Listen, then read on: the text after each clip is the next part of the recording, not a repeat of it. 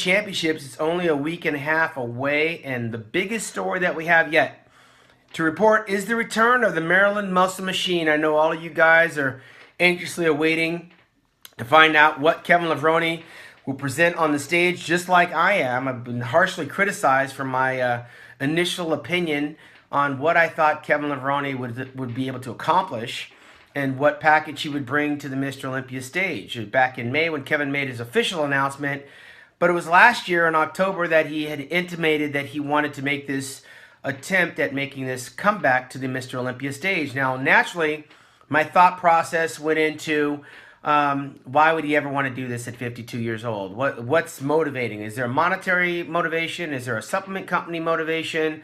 Publicity? Unfinished business? A lot of things were running through my mind because naturally, like all the other 50-plus bodybuilders, Flex and Paul Dillette and Chris Cormier, and I'm sure Rich Kaspari, even Lee Labrada were probably thinking to themselves, like, what in his right mind is he thinking that going back to a Mr. Olympia stage against much younger competition, what does he expect to accomplish?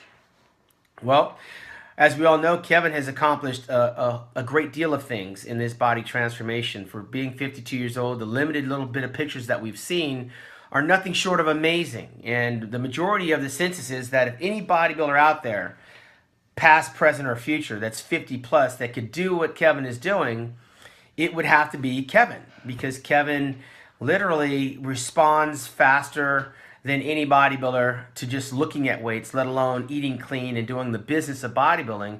And he has transformed his physique. Has that softened my opinion on the ultimate outcome in the competition? Not so much, but it has given me some perspective. What Kevin Levrone is doing and has done already is worthy of recognition and huge round of applause because, one, he's managed to stay injury-free as far as I can tell from a distance. He's doing all the right things to protect his physique, to make it to the Mr. Olympia stage, which is still debatable amongst a lot of the pundits out there. This contest ain't over till it's over. We had Cedric McMillan last year, highly touted and favored to do very good things, and of course, he did not make it to the Olympia stage. But Kevin's a veteran. He's been there before. He's not going to be surprised once he lands on the ground in Las Vegas. He knows what he has to do in the job at hand. And it's very hard to doubt someone with belief in themselves that Kevin Levrone carries. He's blocked out the naysayers. Apparently, he's blocked me from his social media, even though we weren't friends on social media. I guess I've been blocked for my opinions. And my opinions, if you know me, I stand by my opinions. And they come from a place of expertise. But it's just an opinion. I'm not a judge. But what I will do is I'll acknowledge the effort. And in that effort, Kevin stirs up a lot of memories for a lot of athletes that are sitting on the sidelines eating popcorn and watching the events take place on the weekends. And now we are journeying to the 52nd Mr. Olympia Championships in Las Vegas. And if anybody is not paying attention to what Kevin is doing, then they've been blinded because Kevin is nothing short of amazing. His muscles are full, they're round. He's being very mysterious about the legs, which were always a consideration of weakness for Kevin. He was never known for his legs. I mean, I think in the beginning of his career he was, but towards the end, a few injuries, a back injury, a knee injury, tricep injury, his legs were, the downside to his career. And Father Time has a way of taking the legs away in the same way that they've done to other bodybuilders before Kevin. Vince Taylor, a 5-time Masters Olympia champion, was very good against guys his own age. But when you jump into the deep end, on the open side, he was 10 years older than most of us. So his legs diminished and ultimately sent him into retirement. Kevin's playing very coy with his legs. The surprise will come September the 16th and 17th when we hit Las Vegas and the unveiling will happen. A couple of things that we can expect from Kevin is that his signature traps, shoulders, and arms are going to be there. He's clearly strong as an ox. We watched him rep out 405 pounds on the bench press, which is not necessarily a big chest movement, developing movement, but that's one of Kevin's strong exercises. It brings in the triceps, it brings out the shoulders, it brings out, a lot of power in his training regime, and he gauges his progress on how much weight he's throwing around, and he was a very strong bodybuilder.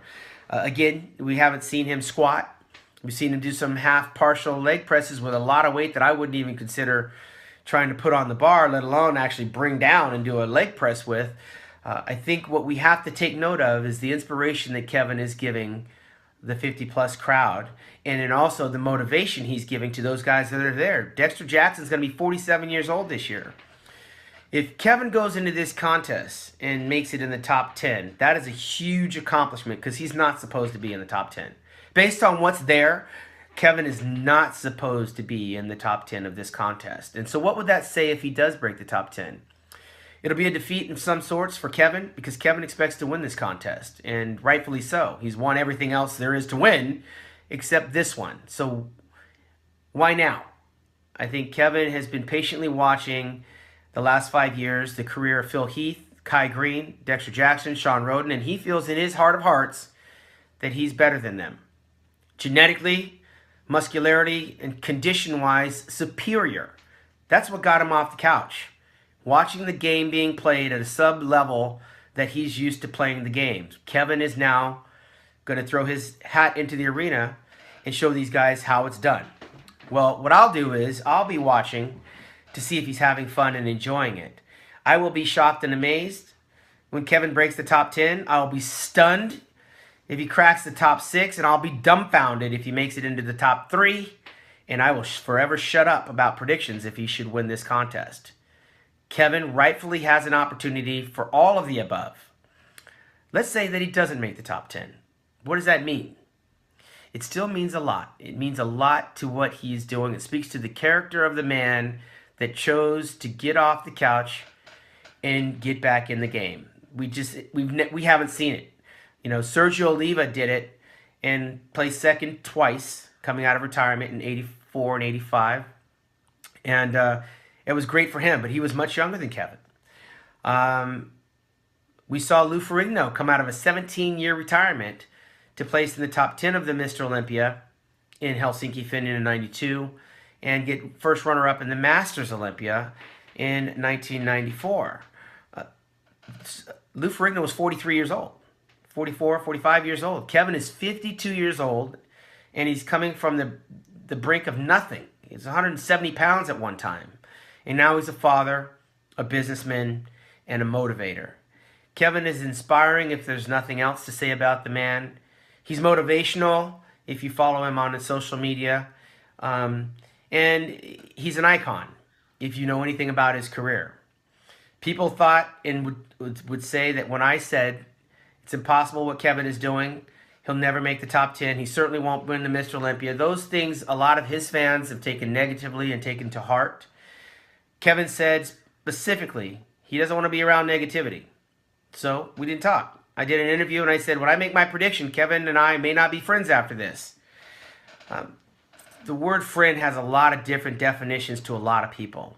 The fans in the sport of bodybuilding consider themselves friends of the bodybuilders. They don't know the person. I know Kevin, and I know that barring an injury, he'll take to the stage and he will represent and he will do himself proud. He'll make all the 50-plus bodybuilders proud, and he'll open up a whole new generation of fans that have witnessed what he is trying to accomplish. He does not need to win the Mr. Olympia to get the standing ovation. Kevin just needs to take to the stage, enjoy what life has provided for him, and live out his dream of standing on that stage one more time. And as he does that, I will be the first one to acknowledge that Kevin Levrone is one of the greatest that ever did it. There will never be another Maryland Muscle Machine. And he's inspiring millions of athletes that lift weights. And he's doing something that no one else has done, which once again speaks volumes to the name of Kevin Levrone and gives meaning to the title of the Maryland Muscle Machine. Kevin doesn't need a Sandow Trophy to validate his legacy and cement his place in history. Kevin is history, and we're all watching history take place in front of our eyes. And September the 16th and 17th, as Kevin Levrone takes to the stage one more time, I'll be one of the first guys on my feet to applaud his performance and recognize his efforts. Come win, lose, or draw, Kevin is a champion and will forever be remembered as such. The Hall of Famer, Kevin Levrone's return is highly anticipated. And for all you guys that think I hate on Kevin, think what you want. Kevin inspired me to be the best guy that I could ever be. And without Kevin Levrone, there would have been no Shawn Ray. And from the cheap seats right here in my home, I'm the one that's looking forward to this return more than anybody else, regardless of how I feel about it. This is Kevin's time, and I'm just thankful to have air in my lungs and the opportunity to come and cover the competition and witness history take place again. For Muscular Development, I'm Shawn Ray.